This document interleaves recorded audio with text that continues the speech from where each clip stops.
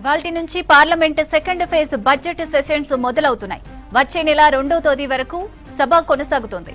Session వాడావేడిగా జరిగే అవకాశం ఉంది. తొలి రోజే ఎజెండాలోని మొదటి అంశంగా ఉన్న లోక్సభ స్పీకర్పై అవిశ్వాస తీర్మానం సహా కీలక అంశాలపై చర్చ జరిగే అవకాశం ఉంది. లోక్సభ స్పీకర్కు వ్యతిరేకంగా కాంగ్రెస్ ఎంపీలు మల్లు రవి, మహమ్మద్ జావేద్, కె సురేష్ ఇచ్చిన అవిశ్వాస తీర్మానానికి ప్రతిపక్షాలకు చెందిన 118 మంది ఎంపీలు సంతకం చేశారు.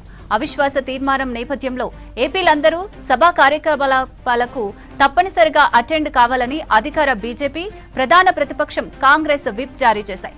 స్పీకర్పై అవిశ్వాసం, పశ్చిమాసియా దేశాల్లో పరిణామాలపై అధికార పక్షాన్ని నిలదీసేందుకు కాంగ్రెస్తో పాటు ఇతర ప్రతిపక్షాలు రెడీ అయ్యాయి. అయితే వెస్ట్ బెంగాల్లో రాష్ట్రపతి ద్రౌపది ముర్ము ప్రోటోకాల్ వివాదం, ఏఐ సమ్మిట్లో యూత్ కాంగ్రెస్ నేతల ప్రదర్శన, ఇతర అంశాలపై విపక్షాలకు కౌంటర్ ఇచ్చేలా ఎన్డీఏ కూటమి సిద్ధమవుతోంది. ఇవాల్టి నుంచి parliament second phase budget sessions మొదలవుతున్నాయి. వచ్చే నెల 2వ తేదీ వరకు సభ కొనసాగనుంది. సెషన్ వాడివేడిగా జరిగే అవకాశం ఉంది.